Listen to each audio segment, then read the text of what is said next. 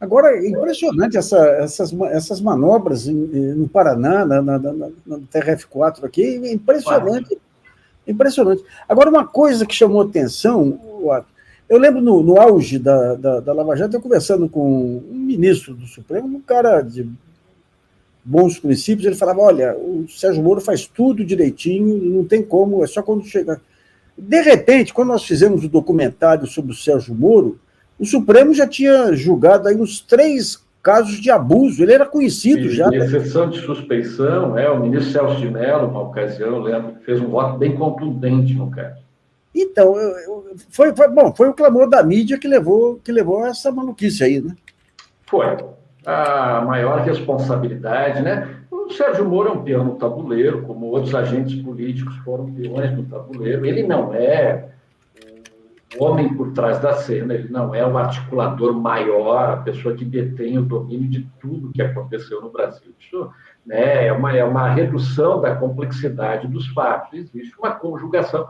O título do seu livro não poderia ser mais apropriado, Conspiração Lava Jato, ou seja, houve uma conjugação de pessoas poderosas aqui no Brasil e também nos Estados Unidos em prol, né, de determinadas situações, uma das quais a prisão política do presidente Lula em 2018. Isso não é papo de eleitor do Lula, ainda que eu seja eleitor do Lula, e não há problema nenhum nisso, eu sou um eleitor como qualquer pessoa, e nunca levei os meus juízos políticos para dentro do foro, ao contrário do que aconteceu, segundo a Vaza Jato, com o Moro, com o Dallagnol e outros. Né? Claro. Então, eu sei que sustento, você lembra que há uns 3 anos atrás, eu até publiquei no seu site, que nós fizemos um programa sobre as 10 medidas em nome da transparência do judiciário. Sim. Uma das medidas que nós estávamos colocando, na época que eu coloquei em artigo, foi essa: já vamos criar uma quarentena para juízes e promotores concorrerem a cargos públicos. Dito e feito.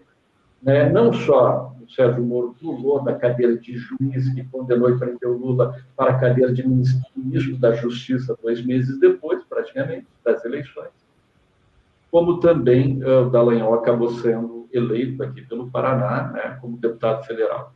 Então, a história demonstra o perigo que isso representa para a nossa democracia e para a imparcialidade dos nossos atores judiciais. Dallagnol e Moro sendo me acusados de fazer politização, que não sei o quê, porque eu teria doado R$13 para a campanha do Lula durante o ano de 2022. Mas, assim, se nós pegarmos tudo, isso eu estou usando as palavras do Supremo Tribunal Federal, tudo o que aconteceu, que culminou com a suspeição do Moro, no caso do Lula, em outros tantos casos, o vazamento da delação do Antônio Palocci na véspera do segundo turno das eleições, quando a eleição estava equilibrada entre Bolsonaro e Haddad. Então, eu fico imaginando, né, como parece aquela história assim, para o ladrão que grita pega ladrão. Então, sai todo mundo correndo para o lado errado e ele sai livre. Então, assim, essa politização, eu sou contra, sempre, e a minha tese de doutorado é sobre isso, é contra a politização do judiciário.